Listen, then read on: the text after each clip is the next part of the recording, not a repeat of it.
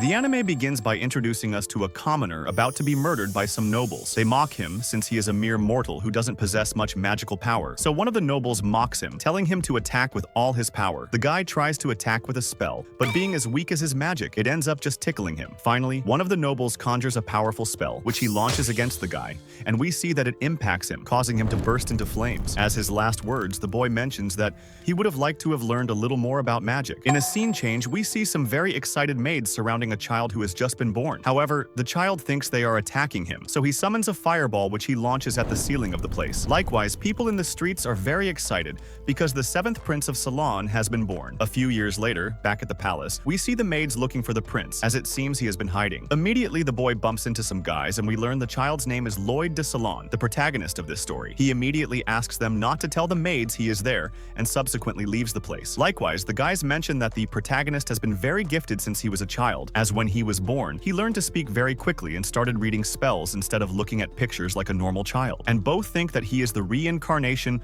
of the great William Bordeaux, the very father of all magic. Back with Lloyd, he explains to us that he was the person who had been killed some time ago, and that he reincarnated as the 7th Prince of Salem, and for some unknown reason, he possesses all the memories of his past life. Likewise, he adds that he is not seeking prestige or glory, as his main goal is the philosophy of learning a lot about magic. This is because in his past life, he was a simple commoner without magical power like his current one. Subsequently, the protagonist enters the royal library and is fascinated by the number of books he has access to. However, at that moment, one of the maids arrives and finds him. Likewise, we meet the girl named Silpha, a maid who is also the protagonist's bodyguard. Soon after, both begin to practice fencing, as the girl is also his personal trainer. Silpha mentions that because he belongs to the royalty, he must have mastery of the sword. The protagonist, while they fight, explains that he uses magic on her to be able to read all her movements. In short, he is cheating, as it's as if she were facing her mirror. Likewise, the protagonist uses magic to enhance his movements, and because the girl is very intelligent,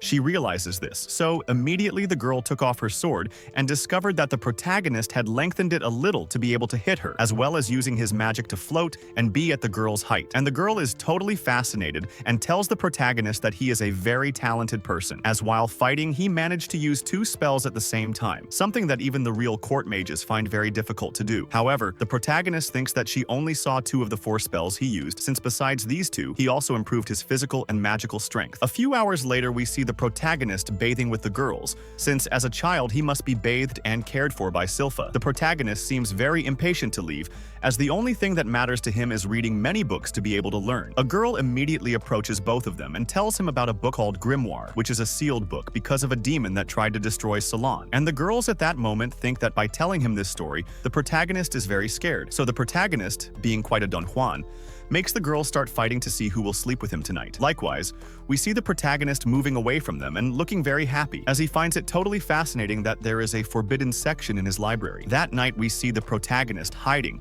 and heading to the forbidden section. Because there are guards at the entrance, he uses an invisibility spell to hide from both of them. Furthermore, the guards mention that even if a person manages to get past them, it will be impossible to enter, because the door was sealed with 10 spells by very powerful mages of the kingdom, so they have created a completely unbreakable barrier. However, the protagonist breaks said seal with a simple spell and without any problem. Upon entering, Lloyd is extremely happy, as all these years he didn't know about the existence of that place. Furthermore, he mentions that when he leaves, he will put the seal back so no one will discover that someone entered. While the protagonist is looking at some books, a book suddenly starts moving. Subsequently, we see a demon emerge from the book and introduces himself as Grimoire. Furthermore, he mentions to Lloyd that he is completely crazy for having entered such a place. Likewise, we notice that the demon, despite appearing before him, is tied to some magical bonds from the book. He asks the protagonist to help free him and immediately thinks that this must be the demon from the forbidden book. Grimoire tells him that if he frees him, he can give him all the gold he wants, but the protagonist, being so powerful, tells him that it's just an illusion and he is turning dust into fake gold, which makes the demon at that instant very, very nervous. Lloyd tells him that because that kingdom has now given him all its knowledge about magic, he will not allow someone like him to destroy his home. Furthermore, he adds that because the seal has lost resistance, he will replace it with a much more resistant one. The demon, very desperate, tells him that he will then teach him ancient magic if he is freed from the seal. The protagonist, upon remembering that he had been rejected by the ancient nobles of Salon, accepts the demon's request. He conjures a spell and frees the demon instantly. The demon thinks he was very foolish to do that, so he tells him that he will teach him ancient magic and immediately launches a powerful attack at the protagonist. But Grimoire is shocked to see that Lloyd managed to create a magical barrier that blocked his attack. The protagonist was totally fascinated by his magic and asks him to teach him much more about it. The demon thinks he is mocking him, so he starts attacking very desperately. Furthermore, he can't believe that his magical barrier is able to block all his attacks, since the demon's attacks literally belong to the dark arts. The protagonist, instead of being worried, is learning from the attacks the demon is receiving, as he finds the dark arts very fascinating. Likewise, we see that suddenly the protagonist manages to absorb the magic coming from Grimoire's attacks. He begins to play with the demon's magic and thinks that magic is too interesting. Furthermore, we see that the finger with which he was playing with his magic was a little injured, but this excites Lloyd a lot, so he tells Grimoire to keep attacking him. The enraged demon can't take it anymore, and immediately we see a second head coming out of his body and beginning to charge the most powerful spell he has. Immediately, the protagonist is very fascinated, as the demon managed to synchronize two spells at the same time, which he considers to be impossible on many occasions. However, we see that the demon was shocked to see that his most powerful attack did nothing to him due to his magic barrier. This makes the demon quite scared, and he tries to escape, but the protagonist had already anticipated something like this and managed to place a barrier where he is. The demon gets angry again and tries to launch an attack at him, but the protagonist is faster and manages to charge a powerful fire spell. Immediately, the demon thinks that the protagonist is a monster, as he possesses a lot of mana and managed to knock him down with one blow. The protagonist asks Grimoire the reason why he didn't block his attack, but the demon thinks the boy is clearly mocking him. At this point, we understand that the protagonist doesn't comprehend the level of power he has, and immediately Lloyd uses a spell and begins to restore the entire place. Likewise, we observe that Grimoire is sitting as if he were an obedient little dog. Furthermore, the protagonist tells him that he knows that magic cannot kill demons, so he asks him how long a demon can survive. This makes Grimoire recoil in fear and tells him that he will clearly submit to him, so he asks to be allowed to serve the protagonist. The protagonist accepts, and we see that the demon thinks that the protagonist sees him as a guinea pig because of the form the demon has. The protagonist asks him if he can transform. He immediately transforms into a small, adorable demon and thinks that if the protagonist lets his guard down, he will be able to control him. When he hugs him, he tries to enter his mind but is shocked to see the monstrous aura and mana that he possesses, so he thinks that the best thing will be to obey him until then and subsequently leaves the place. The next day, we see a boy getting ready, and he heads to where the protagonist is, who was reading in the library, and we immediately know him as Albert de Salon, who is the protagonist's brother. Soon after, they head to the training ground, and Lloyd mentions that he is the second son of the king and possibly the next king of the nation. Subsequently, the protagonist heads to the targets, as it is now his turn to practice. He thinks that they won't give him the targets so as not to attract people's attention, and after launching a small fireball, we see that he barely managed to graze the targets, so the present guys think that he is good but still has a lot to learn. Immediately, the brother tells him that he must do something, so everyone leaves, and the protagonist is happy, as he has the training field to himself. Furthermore, Lloyd mentions that now he will be able to practice his double spell, which he had seen in a grimoire, but he refuses and tells him that only demons can do it because they possess two mouths, and from this moment on, we will call the demon Green. We see immediately the protagonist thinks that if that's the case, he has an idea and immediately absorbs the demon. He gets very scared, as no one had ever absorbed a demon before, so now both prepare to perform a spell from Lloyd. However, the demon feels a strange sensation,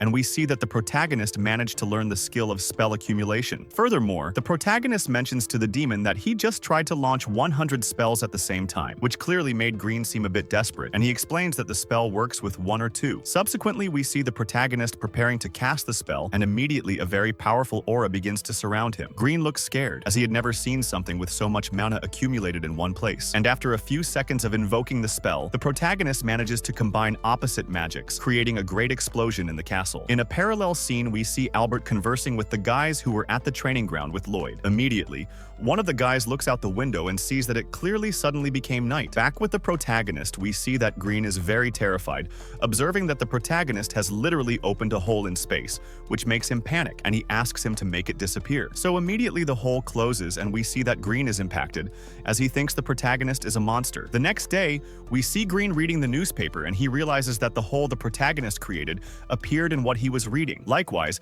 they observe that some A-rank adventurers managed to clear a high-level dungeon, so so Lloyd thinks that they should go to one too. However, since they simply couldn't disappear, he takes an acorn and uses magic to turn it into a clone of himself. However, he thinks that Silpha could be an obstacle, as she would realize it's a clone. A little while later, we see the protagonist using his magic to fly and leave the castle. It is immediately revealed to us that they managed to take Green's soul and put it inside the protagonist's clone. Likewise, he absorbed his body, so Green can now be both in the protagonist's body and in his clone's body. Subsequently, the protagonist manages to leave the castle, but now he wonders where he could find a dungeon. The protagonist is interrupted when he sees some orcs chasing a girl. However, we see that the girl is quite a fighter, as she managed to defeat them all. Immediately after, the girl noticed the protagonist's presence and asked him to come out. They get very nervous, since clearly if she sees them, she will know he is the Prince of Ceylon. And because the protagonist doesn't answer her, she decides to go up. Upon arriving, we see that the protagonist's appearance is somewhat different, as he used magic so he wouldn't be discovered. Furthermore, he uses a false identity with the girl. Likewise, the girl introduces herself as Tao, a B-rank adventurer and martial artist. Furthermore, we see that the girl can't look at his face, as she finds him extremely handsome. Moreover, we discover that the girl is 18 years old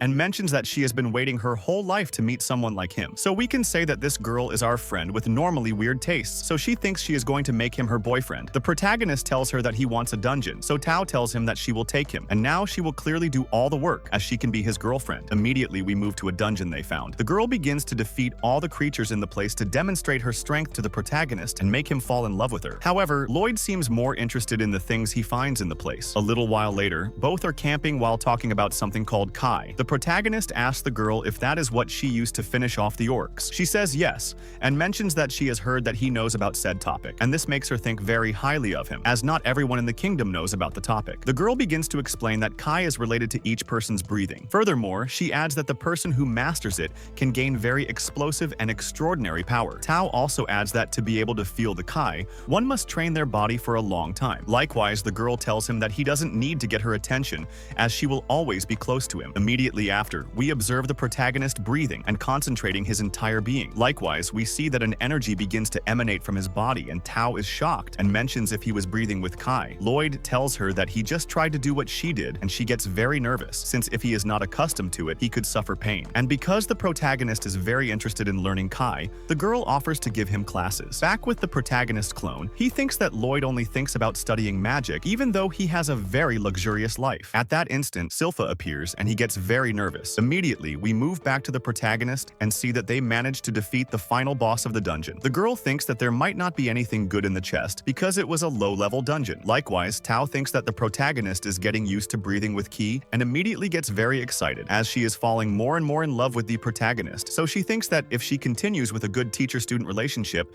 she can achieve her goal. Immediately, both decide to open the chest, but immediately an axe comes out and the protagonist saves the girl just in time. Immediately after, a boss emerges from the ground and the girl, very nervous, clearly mentions that it is a lich. Tao asks the protagonist to leave, as she will clearly take care of it. However, because the protagonist wants to observe this fight, Tao has no choice but to lock the protagonist in a barrier and get him out. Immediately, the lich begins to attack Tao, and she thinks that it is a high-rank creature, something that not even A-rank adventurers could defeat. So she managed to get the protagonist out so he could escape, and immediately we see that Lloyd is flying and he stops and begins to think if he should go back. Back with the girl, she is a little injured and thinks that she won't be able to defeat the monster, so she gets very scared and thinks that she is possibly going to die. And the lich at this instant begins to speak and explains to the girl that a long time ago he devoured someone with powers similar to hers, so she is not worth devouring, as he knows all her abilities. However, he thinks that the protagonist is interesting, as he managed to dodge the axe he threw when opening the chest. The girl at this instant we see activates her ki again and launches herself against the creature, which invokes a magical barrier. But because the girl has a lot of anger, she manages to break it and clearly lands a hit, or at least that's what she thought, as she ran out of strength from using too much of her kai. Now she can't move. Furthermore, the lich appears behind her without a scratch, and just at that moment the lich charges his powerful attack and the girl gives up, as she clearly lost. Immediately the creature launches the attack, but we see that Lloyd arrived just in time to save her, as he managed to create a barrier that blocked the monster's attack. Likewise, Lloyd thinks that it's time to play, and we see that he uses his mana combined with ki, managing to create a wind ability that amazes the lich. While the lich continues to attack the protagonist, he continues concentrating and perfecting his ki ability. That is why he clearly develops an ability called Sprint, which allows him to move swiftly from one side to another. After achieving magical concentration, we see the protagonist begin to counterattack using his ki, and the lich is impacted to see that clearly a mage is using fighter abilities. Furthermore, we see that the attacks the monster is performing are being blocked by him. The protagonist seems like a complete madman with power, as he gets very excited launching attacks at him and telling him that he wants to have a lot of fun with him. Finally, due to the great power of the protagonist, the Lich tries to lock himself in a barrier, but it is useless, as with one attack the protagonist splits it in two. Upon opening the chest, they realize they went through all that trouble for a simple sword. Furthermore, we see that the ground begins to swallow the chest and the ceiling begins to collapse. Upon leaving the place, the girl thinks it was fantastic. Furthermore, she thinks that the ability that split the monster in two is so powerful that not even she can use it. Finally, both say goodbye, and the girl tells him that she will improve to be able to get his attention. A little while later, the protagonist arrives at the palace, and we see that Green has suffered a great beating from Silpha as they started training, but it was useless as she hit him all over. Soon after, Lloyd shows him the knife he obtained, and Green thinks it's useless. However, the protagonist thinks it is very interesting, and he puts it in hot water. As if he does this and scrapes it a little, he manages to take out the mana catalyst that had been put on it. Lloyd explains that the mana catalyst allows him to enchant weapons and strengthen them. So after a small process, he manages to extract the essence of the enchantments. Furthermore, he mentions that the cleaner the water is from the essence, the better he can see the materials with which it was created. Immediately, he uses a purification spell on the essence, and we can observe different materials. Both get excited, as now they know how to create different enchantments. And because the protagonist brought the chest from the dungeon that functions as a core, he only needs a few materials. Subsequently, he goes to his mother, the king, whom we know as Charles. The protagonist asks him to give him silver coins, and he thinks he is very humble since he could literally give him gold coins, but he preferred to give him silver ones. Likewise, Lloyd together with Green begin to melt all the silver coins. A little while later, the protagonist practices fencing with Silpha, when suddenly the protagonist uses an earth spell to clearly hit her. However, because the girl is more skilled, she ends up winning as always. Soon after, we see Silpha delivering a jar with oil to the protagonist and begins to cry because she thought her performance had dropped the other day, clearly referring to the beating she gave Green. Likewise, we see that the demon is spying on them through the window while still not believing that she defeated him. Immediately, the girl begins to think about the great talent the protagonist possesses. Furthermore, very excited, she thinks that at only 10 years old he possesses great magical power and mastery of the sword, so upon becoming an adult, he could become a commander. After these words, we see the protagonist leaving the place, immediately returns with Green,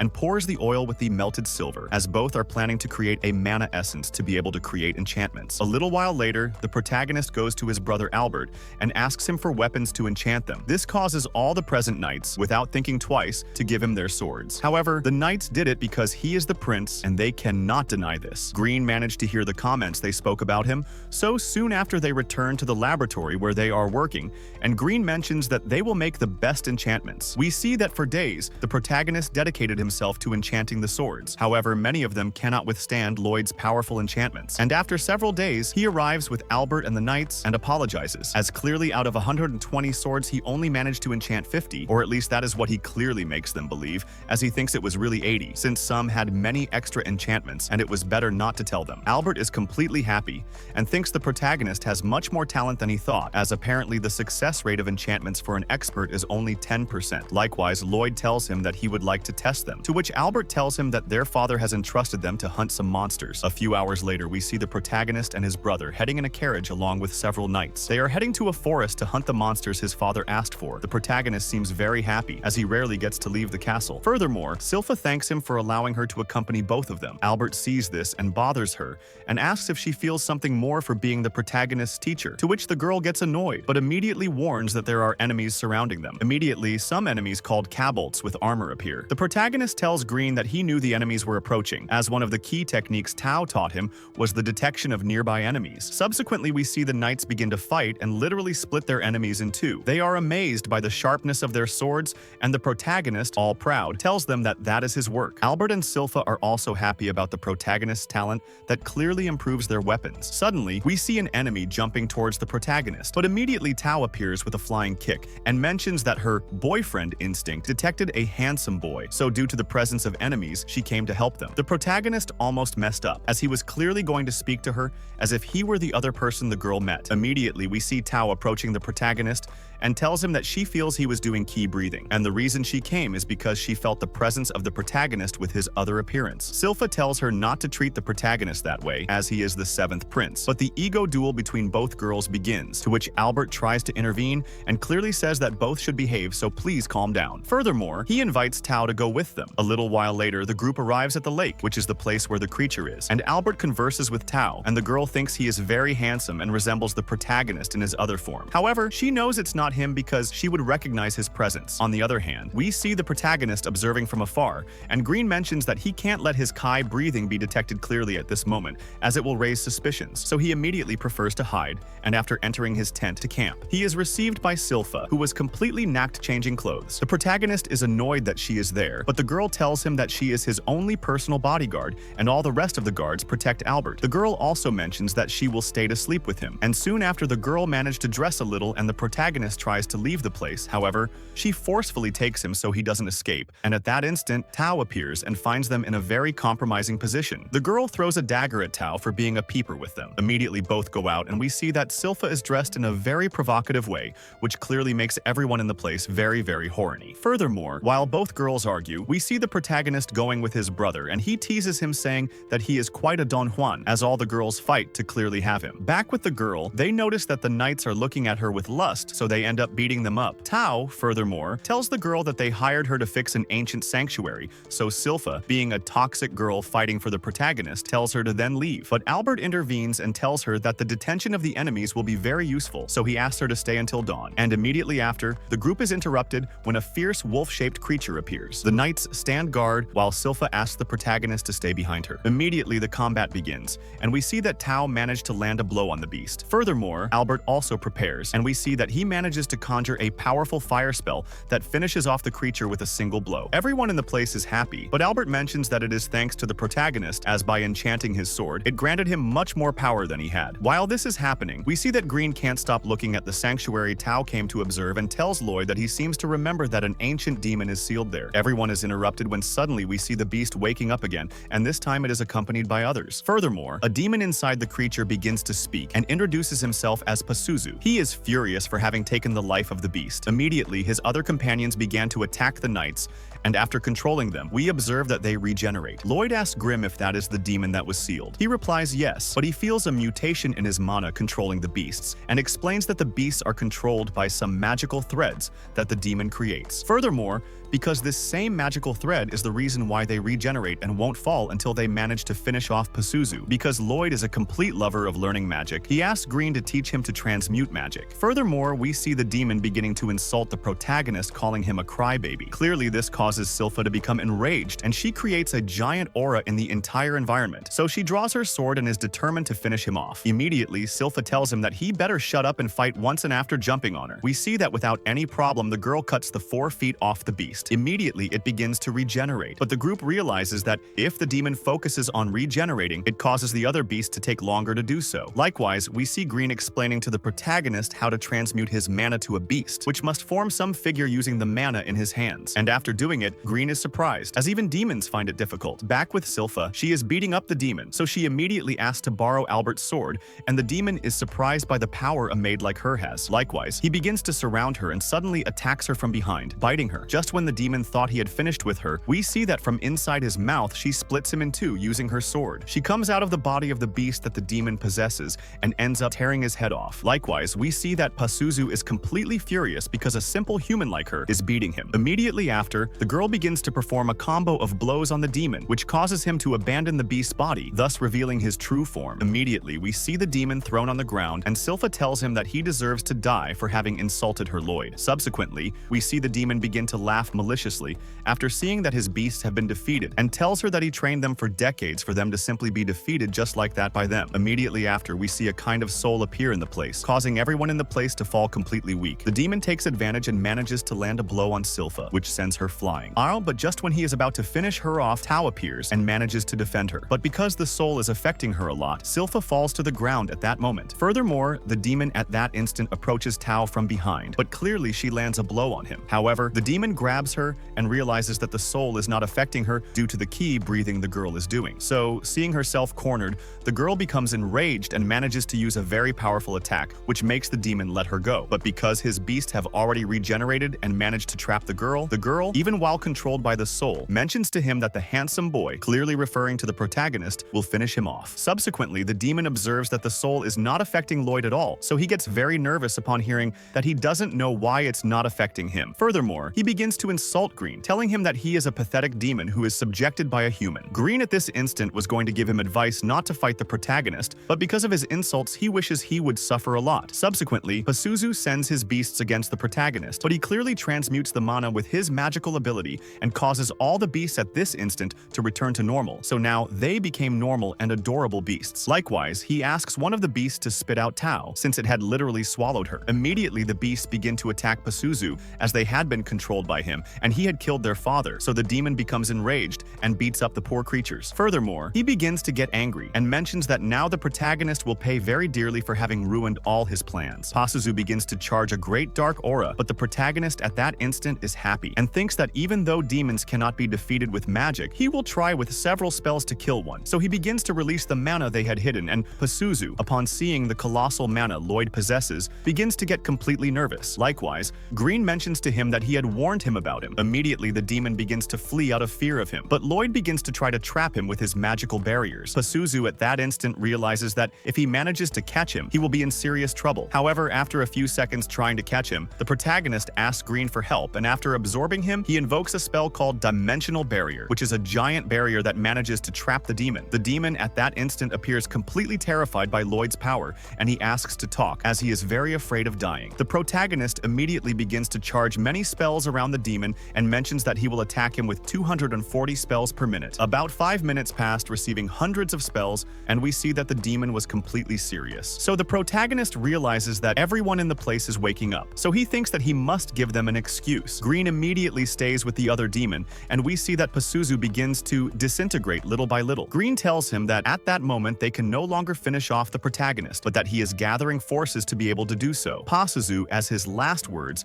asks him to please fulfill his ambition to dominate the world, and immediately vanishes. Likewise, the protagonist tells the others that a boy named Robert was the one who defeated the demon. Clearly, when he speaks of Robert, he is referring to the clone of him that Tao had known. The next day, the group returns to the castle and is congratulated by his father Charles. Furthermore, the king asks about Tao and Robert, but Albert replies that Robert disappeared just before they clearly woke up. Furthermore, the protagonist played a joke on Tao that made Tao supposedly go after Robert. However, Albert gives the credit to the protagonist and says that they won thanks to him, as they had put enchantments on their weapons, which helped in the battle. So he recommends that he be in the battle group with the others. Furthermore, he mentions that he doesn't care if he comes to occupy the king's position, since if you remember, Albert is the next candidate for king. However, because the protagonist, being a child, wants to play and denies his brother's proposal. Soon after, we see that one of the ocelobos, which were from the beasts that were attacking him, followed the protagonist, since when he used his mana to return them to normal, one of them became domesticated, so it followed him to the castle as if it were his pet. Immediately, Silpha appears at that instant, and the protagonist tells her that he has called his ocelobo by the name Shiro. While both chat, Jin thinks that the protagonist is a fool, as he only cares about magic,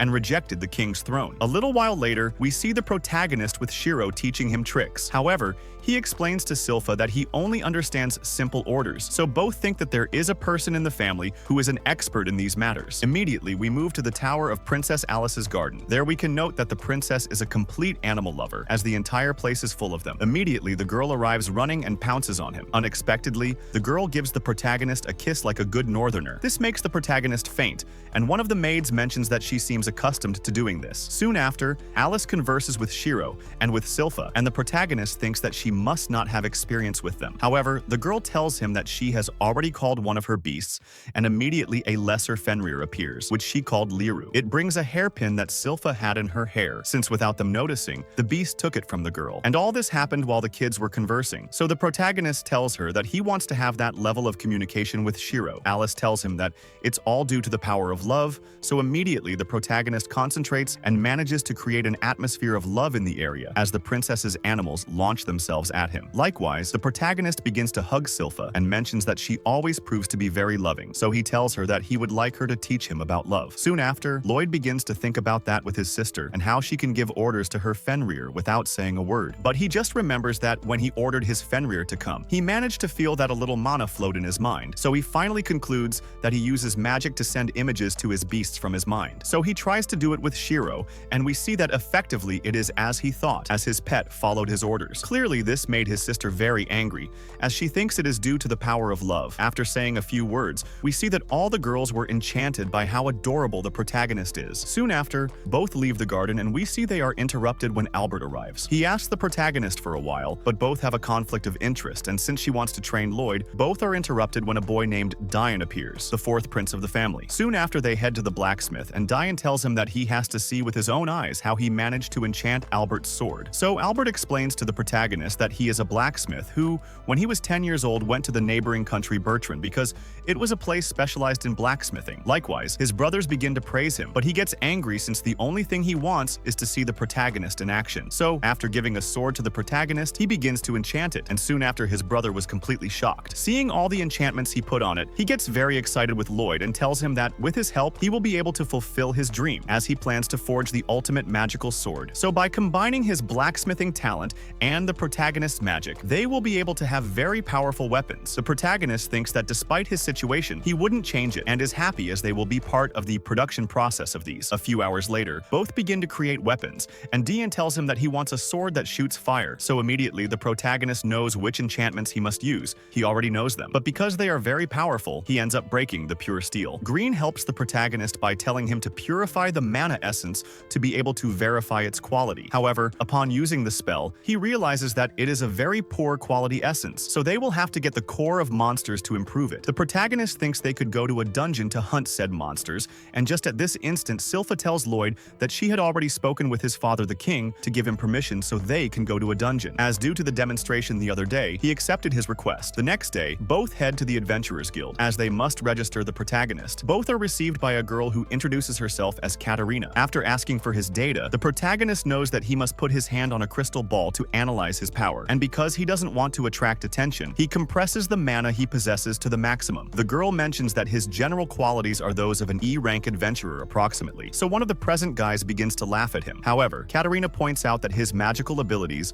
are those of an A-rank sorcerer. Clearly, this saddens the protagonist a little, as he couldn't suppress his magic sufficiently. Furthermore, the girl compares the protagonist to a girl from a Silver Sword legend, as she knows that he will be one of the most powerful mages of all, and explains that the Silver Sword girl was known for having conquered hundreds of dungeons. Clearly, upon hearing these words, the guys get upset, as they can't believe they are being compared to this girl. Immediately, Silpha asks her to give them a job, but she refuses as he must be at least B rank, to which the girl replies that she then wants to register again. One of the guys begins to bother her, so without her noticing, with a sword slash, she cuts his mustache, and Katarina mentions that Silpha is the very legendary Silver Sword girl. However, she adds that because she had left the Adventurers Guild, she went down to C rank again. As expected, suddenly Tao appears and tells them that she is the A rank adventurer and could help them, as because she went looking for Robert, she ended up obtaining this rank. While the protagonist looks at some jobs on the board, he tells Silpha that he didn't think she was incredible, but the girl replied that there was a guy she couldn't defeat. They called themselves the Assassin's Guild, and they were very dangerous people. During the next few days, we see the group entering dungeons to obtain monster cores. In a scene change, Albert arrives with his brother Dian and tells him that it seems a war is about to loom in the kingdom. They worry, but know that with the protagonist's help, they will be able to make very powerful weapons. And just at this instant, we see the group arriving where they are. They spent the rest of the day making a sword, combined with the talent of both. And the next day, Dian finally tests the sword they made, and we see that it is too powerful, so Lloyd thinks that next time he will make it that strong. Later at night, we see the protagonist in his bed, thinking about everything he did that day. Suddenly, he uses his tracking magic and realizes that there is a strong power he was unaware of in the garden, and upon looking out the window, we see that there is a hooded person observing him. Immediately after, the protagonist arrives at the place and uses a spell to trap both of them. Furthermore, we see that he immediately removes his hood and mentions that his name is Reng, and she is known as the poisonous moth, since while both were talking, the girl sprayed some of her poisonous spores in the air, which affected Lloyd a little, but due to his great power, he uses purification and removes all the effects on him. Likewise, the girl tells him that she won't do anything and manages to break his magical shield with a single kick, and after doing so, Reng leaves the place. The protagonist is totally fascinated, as her poison is a type of magic he had never seen before. Immediately after, Green appears and very worried asks him if he is okay, so he replies that he uses a sacred breath to be able to cure the wounds from the poison. Likewise, Green asks him if he is okay, which clearly stopped her at that moment, but the protagonist very intelligently tells him that he let her escape so she would lead him to her hideout. Furthermore, he thinks that she is part of the Assassin's Guild that Silpha mentioned to him. Green is amazed, as the girl is light, literally almost undetectable, which affirms this, and he adds that she uses a unique space-time ability to clearly hide her presence, and after saying these words, the protagonist begins to follow her. A little while later, Rin arrives where a group of guys is, and there we meet a guy named Galilea. Furthermore, we also meet a pink-haired girl named Talia. Reng informs them that in the kingdom they are manufacturing enchanted weapons, but suddenly they detect the protagonist's presence. He comes down from where he was, and one of the guys thinks that no matter how adorable he looks, he has an overwhelmingly broken power. So Galilea tells him that now that he knows the Assassin's Guild, he cannot let him leave. The protagonist deactivates his magical barrier, and immediately a guy named Babylon launches to attack him. But because the protagonist uses the martial arts of Tao, he is totally surprised. After crossing several blows, the guy tells him that he was born with extraordinary flexibility, so he can twist and enter practically anywhere. While the protagonist is distracted for a moment, a masked person named Crow appears behind Lloyd. He invokes a spell on the protagonist, which causes his body to become much heavier. Galileo mentions that Crow's power is a curse, which makes everything he says happen, so he is a guy who doesn't talk much. Just before he finishes him off, the protagonist uses an ability and removes Crow's curse. However, he is caught by a spider web, and Galileo mentions that his unique ability is to convert mana into a very sticky fluid. Immediately, Lloyd frees himself, but is caught by Talia. The girl mentions that she can transmit the pain that she causes herself, and after crossing several blows, the guys tell the protagonist that his presentation is over, and they believe he is afraid of them. However, he heals the wound that Talia caused him in an instant, and the girl is completely impacted. Furthermore, we see the protagonist gets excited and asks if she alone can transmit the pain of others, so he adds that it would be the same if he is the one who hurts the girl. Immediately after, he invokes some sacred swords from Silpha and tells her that he himself will find out everything. Galileo at this instant gets very nervous and tells him that he looks a lot like the Silver Sword Girl. So we see the protagonist now takes the fight seriously, and the group gets very terrified, as they wonder who this boy really is. Immediately after, the protagonist begins to launch himself one against one, defeating and completely humiliating all of them. Furthermore, upon attacking Talia, he realizes that he himself gets hurt if he manages to injure her. Finally, the protagonist heads to Reng, who is the last one standing, and tells her to attack him with everything she has. However, Galilea asks him the favor not to attack the girl, as she doesn't know how to control her spores correctly. Likewise, Lloyd agrees with him and thinks that none of them can effectively control their magical power, so Galileo adds that they are criminals and belong to the Assassin's Guild for this very reason. The protagonist feels a little pity, and just when Galileo launches to tie him up, the protagonist dodges and manages to put a mark on his back. Reng gets angry with the protagonist, but the guy tells her to calm down, as the mark the protagonist put on him allows him to control his unique power from now on. It will be very, very disastrous. Lloyd mentions that it is very similar to enchanting swords, as he had never tried marking spells on people's skin. Galilea at that instant begins to cry with happiness, as he had never been able to control all his mana. The protagonist, being a good boy, tells the others to come closer to do the same to them, and soon after we see that he put a mark on all the guys, and now they are very happy to control their mana. However, we see that Reng doesn't seem very happy, as it seems the group has decided to adopt the protagonist into their group, but the guys mention that they owe everything to him, as he has freed them from their curses. Galilea tells him that, as payment, he will tell him everything about how they became the Assassin's Guild, as well as clearly tell him who their leader is. Immediately after, he explains about a guy known as the Ghost Scourge, but just when they talk about him, the boy appears and we know him by the name Jade. Galilea tells the protagonist that he possesses the worst curse of all, as his curse makes him teleport to random places against his will. Subsequently, Jade tells them that from now on, they will do shady jobs that no other adventurer really wants to do,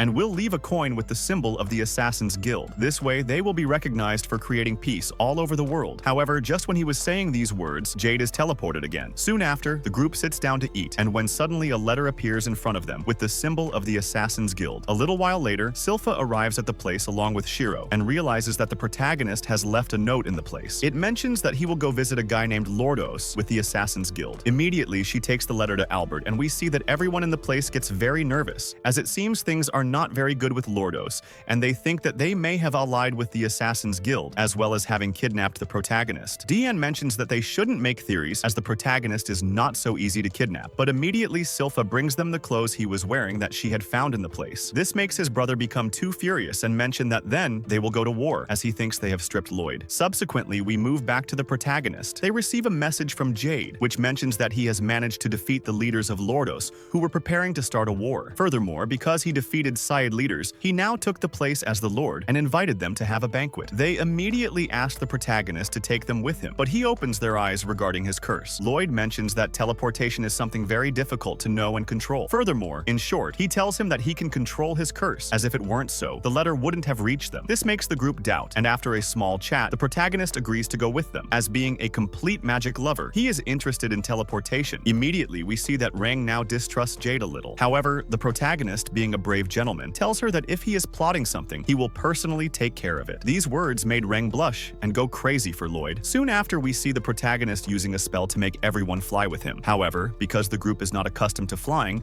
they end up stopping to rest clearly. Rang mentions that they will go look for food in the forest. The guys end up explaining to the protagonist that the person who saved Rang was Jade, as when she was just a little girl, her poison killed her parents, so since then Jade rescued her and took her in along with the rest of the team. Furthermore, they made her an enchanted robe, which controlled the poisonous spores the girl released. A little while later, we observe Rang returning and prepared stew, which the guys doubt eating. However, because the protagonist in his past life ate worse things, he ended up eating it without any problem. Furthermore, he mentions that aside from the appearance topic, it tastes quite good. Immediately after, a memory of the group is revealed to us, in which Jade confessed to being the third son of the Lordos family, so the boy is quite a noble. Furthermore, he mentions to them that he used them, as his family is very bad people who control the kingdom of Lordos, and because they always think about causing wars, he used them to be someone different and have friends. However, the guys didn't expect that all of them would start treating him well and tell him that he is part of their family. Jade at that instant replied that he thought about finishing off all the members of his family and ending the matter of the wars, and finally promises them that if one day he returns, it would be as the very governor of these lands, creating a much friendlier nation in which they can live with them. A few hours later, we see the protagonist asleep on Galilea's shoulders. Furthermore, they finally arrived at the Lordos castle. Rang mentions that they should leave the protagonist outside the castle in case Jade has planned something or has been manipulated by his family. Everyone approves the proposal, so they leave the protagonist sleeping on the ground. The group heads to spy on a party which was to be to welcome them, but they are discovered by a guy from the place. Immediately, they enter the party, and after preparing something to eat, we see Jade appear. The guys get very excited and manage to notice that the boy effectively can control teleportation. Rang begins to cry with emotion, as she missed him a lot and considers him like a little brother. However, for some reason, it is not revealed to us. The boy possesses the curse that Crow had, and after reciting that all of them bow, we see that a great pressure exerts on them and throws them to the ground. Furthermore, we see that all the guests seem to be spirits, as he mentions that he can possess any of them.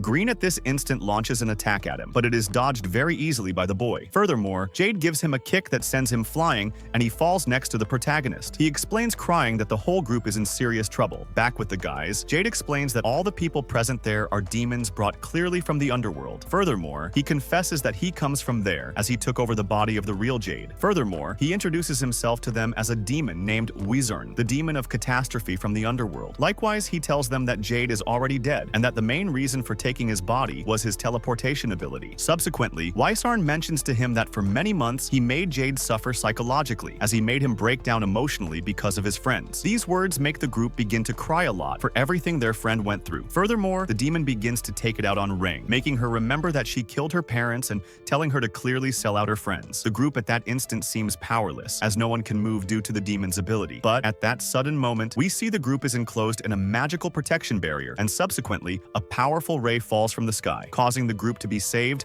and making a great hole in the place. And immediately, it is shown to us that it was the protagonist who conjured the spells. Said explosion was so big that it finished off many demons, and others were terrified by the protagonist's power. Likewise, Rang began to cry upon seeing that Lloyd arrived just in time, but he calms her by holding her cheeks and healing her wounds, and tells them to leave there as they are the main targets. Immediately after, after, Galilea takes Ring and they run out of the place. But the demon tells the rest that they must go after them, as the assassins are experts at hiding. However, the protagonist does not allow this and immediately attacks the demons with a powerful lightning spell. Lloyd stays to fight with the demon, and immediately Wisarn launches a powerful attack at him, which manages to pierce the protagonist's barrier. He manages to dodge it, and just then the attack impacts another demon. The protagonist examines the spell and realizes that the demon died instantly upon receiving the spell. Lloyd begins to think what type of magic the demon really possesses, but Green explains to him that among demons there are different class levels, as the demons that are of the last class. Furthermore, Green mentions that he belongs to class 13,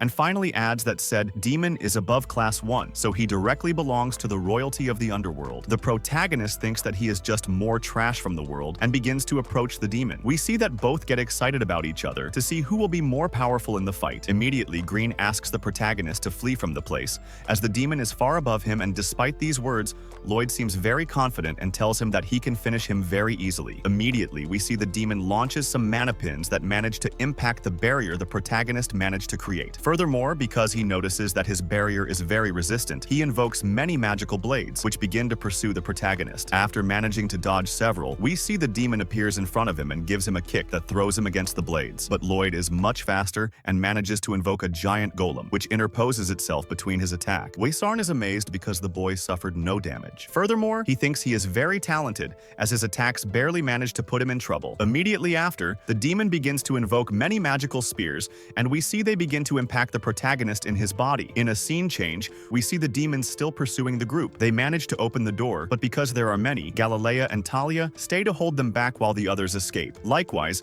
we see Talia is using her ability to inflict damage on others by hurting herself. And at that sudden moment, the girl points her sword at her neck while telling him that she will do her special technique. Here we understand that she refers to cutting her head off to be able to finish off all the demons at the same time. This makes Rin begin to cry and try to persuade her not to do it, as the kingdom no longer considers them criminals and she wants them to return together to be happy. But immediately we see Talia that it seems a movement reveals at that instant. Back with the protagonist, we see the demon is thinking that he ended Lloyd's life, but immediately the protagonist appears and launches an attack which the demon manages to dodge in time. Wisarn observes that the corpse he had attacked was nothing more than a clay dummy. In a parallel scene, we see Talia is still alive when suddenly the demons are attacked by a burst of fire spells. Subsequently, we observe that reinforcements arrived at the place, and they are the same brothers of the protagonist and Silpha, along with an army of knights, who come very motivated and decided to finish off all the demons. Immediately after, a memory of Silpha training with the sword is revealed to us, and she realizes that if she wants to finish off the demons, she will need a much more resistant weapon, as by combining her strength with the protagonist's enchantments, it ends up bending upon impact, and she knows that demons are much more resistant than a simple straw dummy. Immediately, Silpha realizes that the group is the Assassin's Guild, so she threatens them, saying that she will cut off their heads if they don't say where he is, and adds that she knows all their plans. Furthermore, she asks about the protagonist, and almost Reng tells her that he is fighting with the demon. This is because Babylon tells her that the protagonist told them days before that if they met anyone from the castle, they shouldn't mention how powerful he is, as he is simply interested in learning magic and doesn't want to attract more attention or for them to know how powerful he is. Very nervous, they tell her that he is fighting with a guy who is a complete loser, as well as telling her that Lloyd is a very nice and kind person. This makes Silpha lose patience and mention that Reng will be the first to die, but Albert stops her and tells her that it is better that an adult dies first, and immediately takes the protagonist's underwear, which Silpha had found in his lair, and clearly asks for an explanation. But because Galilea doesn't know how to use words well, he tells her that he washed his clothes because he filled them with his fluids, clearly referring to the spiderweb fluids,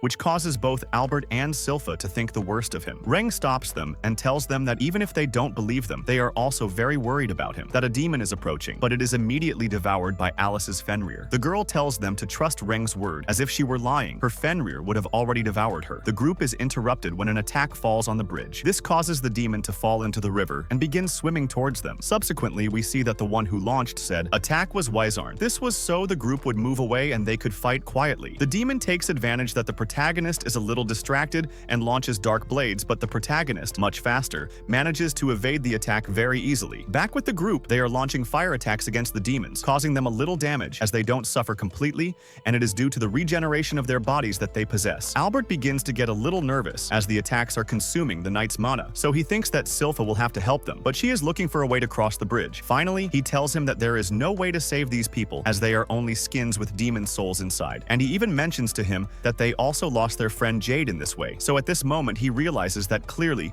if he defeats the demons, he will feel resentment, as he would be avenging all these people. Immediately after, he begins to charge a powerful attack, and we see that his meteors begin to fall on the demons. Albert also adds that they should not have the same pity in finishing them off, as it will be their way of avenging him. Back with Silpha, she continues in combat with the demon, and we can observe that both are equal in power, as after crossing several attacks, both received a cut from the other. The demon thinks that the girl's body could be a good vessel to improve his power, so he tells her that he will keep her body, and we see Silpha shows no interest in his words. Immediately, the demon charges a powerful attack, which she clearly dodges at that moment. The demon also explains to her that the true owner of that body was a very good fighter from Lordos. Furthermore, he begins to talk about the person who had this body, and adds that his life outside of fighting was very pathetic. These words make Silpha angry, and we see that after jumping, she invokes a demonic sword. The demon manages to block the attack, but is very scared to see that she can use a demonic technique. The girl tells him that she simply just learned to use it by watching him. Likewise, we see that Shiro appears and the girl takes out a mystical sword from the creature's fur. Subsequently, a memory is revealed to us of the instant in which Lloyd and Deanne gave her said sword. The sword was a thank you gift, and Lloyd explained to her that they made a very resistant hilt, so in short, the girl could use all her potential to the maximum in one attack, and said sword will not break. Silpha asks him what enchantments to put on this sword, and the protagonist replies that he always sees her holding back for fear of breaking the swords, so he focused on the durability and resistance of the sword. This makes the girl hug him and thank him, as she knew he was always watching her in her trainings. So from that moment on, she sees the sword as a very precious gift. Immediately, she thinks of a possible name for the sword, and after thinking of several, Silpha thinks of naming the sword Demon Slayer. Back to the present, the demon mocks her name, as he thinks it won't kill anyone. Furthermore, he explains to her that they finished off all the Lordos to provoke Jade and clearly make him come to them, so in short, he confessed that Jade was possessed by Wyzarn thanks to him. These words make Rang enraged and run against the demon, but clearly she is stopped by Silpha at that moment. The girl tells her that there is nothing to worry about, as she will finish him off, and at that instant the demon tells her that he will use the most powerful demonic technique he has. After launching himself at Silpha, she responds with an attack which impacts the demon. In a scene change, they show us the moment when Wyzarn took over his body. After taking his body, Wyzarn thinks that Jade's greatest fear was making war, and that was the reason why he started one. Back to the present, we see the demon was killed by Silpha. She mentions that before the demon took the guy's body, she would have liked to face him, as he seemed like a skilled swordsman to her. Immediately, they are interrupted by a steam explosion. Immediately after, we see the protagonist using a magical barrier. Lloyd explains that he didn't have to attack the guy, as he can't do anything about all the steam smoke. Likewise, we move to a few instances before when the protagonist was trying to dodge all the demon's attacks. The protagonist thought the demon was intelligent, as he didn't stop attacking, so that his existence would be exhausted, so he decided to counterattack with a gigantic fire spell that evaporated all the water in the place. At that instant, he realizes and must use his tracking magic to be able to locate the demon. However, after staying still for a few seconds, he realizes that the demon is not attacking him, so after analyzing for a few seconds, he realizes that assassins like him, referring to the fact that he took Jade's body, are very good at hiding. But on that occasion, he comes to the conclusion that his ability to teleport and move is only to places he can see. So immediately, he observes him walking on the ground, and all that is as the protagonist really thought. Since Wyzarn thinks about waiting for the smoke to dissolve to be able to attack him, but the protagonist knows he can't waste this opportunity, and immediately launches many clones created with Earth. These launch themselves at the demon, and we see that one of them stabs the protagonist's true sword. He thinks he has discovered which one is the original, and uses his spears to finish off one of them. Wyzarn seems very confident, as he thinks he defeated the protagonist very easily. However, he is surprised to know that it was a clone he killed, so he realizes he has been surrounded by dozens of clones, and thinks that possibly the real one is above observing. But he receives an impact from the protagonist, who was at his side, so we can say Lloyd was playing hide and seek with the demon. The protagonist was among the clones and thinks he is very close to defeating him, as he has a plan in mind and everything. Immediately, Wyzarn, not knowing which of all is the real one, invokes many swords, which begin to attack all the clones, and suddenly one invokes his barrier. So the demon thinks that he knew he would invoke his barrier if he were in danger, but is surprised to know that this was also a clone. So he concludes that the protagonist can put barriers on the clones as if they were the real Lloyd and everything. Wyzarn begins to get excited, as all this seems exciting to him for everything he clearly has to think about. Likewise, we see the protagonist protagonist is using his invisibility ability, which he had used at the beginning to enter the Forbidden Library. Lloyd, furthermore, carries a powerful sword in his hands. Immediately, a memory is revealed to us of when, together with Green, they created the sword. Lloyd mentioned to Grinda that this sword was completely enchanted and serves to be able to absorb spells. As if someone launches any spell on it, it can absorb it and convert it into mana to be able to increase its own power. He could even use it to be able to counter the attack, as well as analyze and study the power. Back to the present, we see the protagonist is trying to master a power that even Jade had and never could master. It is called Shadow Wolf, and Green himself asks him to stop, as he might fail trying to perform it in combat. Green seems very terrified, as he knows that even though the protagonist is very powerful, he is completely obsessed with magic. Immediately, we see the protagonist manages to master the ability, and his subconscious is transported to another dimension. In it, he is looking for Jade, as he believes that perhaps he is still okay. He also adds that he would have liked to get to know him, but as expected, he couldn't find anything. Back to reality, the protagonist deactivates the clones and appears in front of Wizarn. With a very disappointed face, he tells Wizarn that he already understands everything, clearly referring to the fact that there is nothing left of Jade inside him. The demon at this instant recognizes that the protagonist is not like the other people he surrounds himself with, so he takes advantage and invites him to join him. The protagonist responds very wisely, telling him that a lion never wonders why it was born with fangs or claws, clearly referring to the fact that there are human beings who are simply born with a lot of strength or power, and that's it. So he tells him that, in his case, Lloyd has simply been born with power, and that's it. Unlike humans, who always have dreams, goals, and other things that force them to have motivation to be better every day. Furthermore, the protagonist reveals some words that Jade never said to the demon while he was torturing him in life, which causes him to become enraged at this instant. But the protagonist doesn't let him do absolutely anything, as at that moment he begins to give him a barrage of blows, which cause a great deal of damage to the demon. Subsequently, the protagonist gives him a beating, and he can't believe the power the boy was hiding. Finally, we see the protagonist uses a sacred level spell, which impacts the demon with lava coming from the ground, and he thinks that if he touches it, he will be in serious trouble, so he uses teleport, but immediately the protagonist continues finishing him off. At that moment, the protagonist thinks that during this life and the past one, the only purpose he has had is to read books, as there will always be people who create spells and record them, and clearly others can appreciate it. Immediately after, the protagonist tells Wizarn that if he has nothing more to do, then he will finish him off. But the demon laughs and mentions that the difference between the Demon King and simple demons is that he can take the mana from the place. So he begins to charge a powerful sphere, which he calls the Deadly Dark Sphere, and adds that no matter how much he uses his barrier, if he manages to impact him, it will send him to another dimension. Just when the demon launches his attack at the protagonist, he is very calm, raises his hand, and makes the sphere disappear in an instant. Wizarn is clearly completely shocked by what just happened,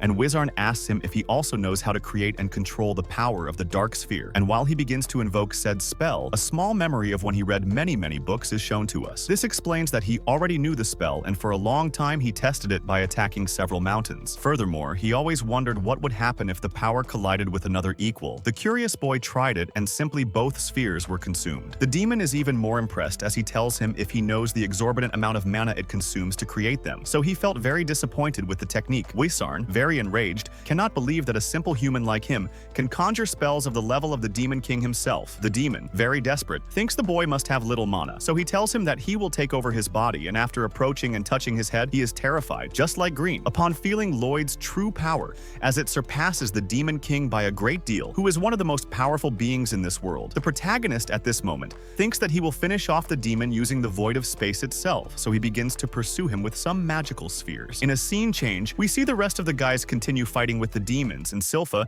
thinks that now the demons are fighting much more clumsily. Furthermore, they worry as they can't see anything and think that it has suddenly become night. Back with the protagonist, he managed to trap the demon, and we see that little by little, a sphere begins to absorb him. So the demon, very desperate, thinks he can't do anything, so he tries to leave Jade's body. For a few instants, we see the real Jade appear, but because the demon wanted to set a trap for him, the protagonist had no pity and immediately finished him off, causing him to vanish completely and for it to become day again. Immediately, Reng realizes that the protagonist has finished off the demon in the body of her dear Jade, so she begins to cry, and a memory of the girl is revealed to us, in which Jade had come to tell them that there was a rumor about the seventh prince, clearly referring to the protagonist. In said rumor, they made all the citizens believe that the explosion the protagonist caused upon being born were fireworks. However, he thought that he was really going to be a totally powerful mage and told them that perhaps one day he could help them eliminate the curses. The group in the place scolded Jade without knowing that one day his words would become reality. A few hours later, we see the protagonist along with Green and Shiro, finishing Jade's tomb. Green mentions to him that he was impressed that he could use the magic of the void in such a short time, as it is one of the spells which take a long time to conjure, but the protagonist replies that he couldn't do it thanks to the mastery of the Shadow Wolf, as clearly now he has perfected it. Furthermore, while he explains to Green everything he did, he mentions that Jade really was able to transcribe the Shadow Wolf ability. All this knowing that someone would come to finish him off. In short, before Jen died, the demon would take his body. He blocked part of his abilities, so the demon couldn't have access to them. Immediately, we see that Reng was spying on the protagonist in a tree. She begins to cry upon knowing that Jade in part helped Lloyd, so she thinks she must go thank him. But at that moment, we see that Albert gets ahead as he arrives to talk with his brother, and Albert mentions to him that he knows the Assassin's Guild asked him to help a demon that had possessed Jade. Clearly, he didn't specify that it was the very Demon King, so Albert adds that he is very proud of him, and immediately we see his other brothers arrive. Albert also mentions that due to the crimes the Assassin's Guild group committed, they were arrested, and mentions that they said they want to serve the protagonist for the rest of their lives, so the final decision will be the protagonist's. But he must understand that if they commit other crimes, it will be his responsibility. The boy gets very serious in front of his brothers and tells them that then he will assume all responsibility for the group, as they really became friends with him, and he knows that they love him. Albert, very excited, hugs the protagonist and tells them that he has grown a lot due to the decisions he has been making. At that moment, they are interrupted when Tao arrives running and saying that she has come to help him, but upon seeing the tomb and the others with fallen faces, she begins to leave the place. Likewise, everyone in the place also begins to leave. The protagonist stays with Green in the place to chat, and Lloyd tells him that he can notice that his new friends have a capacity to expand their magic, so he knows he must give them a second opportunity. Likewise, we see Silpha observes Reng, who was in the place, and immediately the protagonist's other friends are freed. They think that now they must live up to the protagonist, and a little while later, everyone in the place improvises a small celebration party. Galilea thinks he had never been surrounded by such important people as them, as they are literally surrounded by 4 princes, as well as the Lady of the Silver Sword. A little while later, we see the girls in the castle, as the lava the protagonist created combined with the water, thus creating hot springs, so they are taking a bath. Reng, a little nervous, tells Silpha that she wants to always be by the protagonist's side to be able to truly show him her gratitude, so she tells her that she must ask him personally, and immediately he appears in front of them. The girl gets nervous, as they are literally all nacked. The protagonist accepts that the girl is, and Reng asks him if he wants to have an assassin like she was. Lloyd accepts the girl, but she still must learn many things, as first of all, she must stop calling herself an assassin, and adds that if she focuses on having her poison magic, she could even separate chemical elements and could even save many lives. The girl, with tears in her eyes, thinks that all her life she was the only one who appreciated and wanted her ability. But from the moment the protagonist arrived, he never judged her and accepted the power she had. The protagonist immediately gets out of the water and asks the girls to commit to improving. So with these tears of happiness, they accept the protagonist's advice and reply that she will strive and work very hard to be a better person from today on.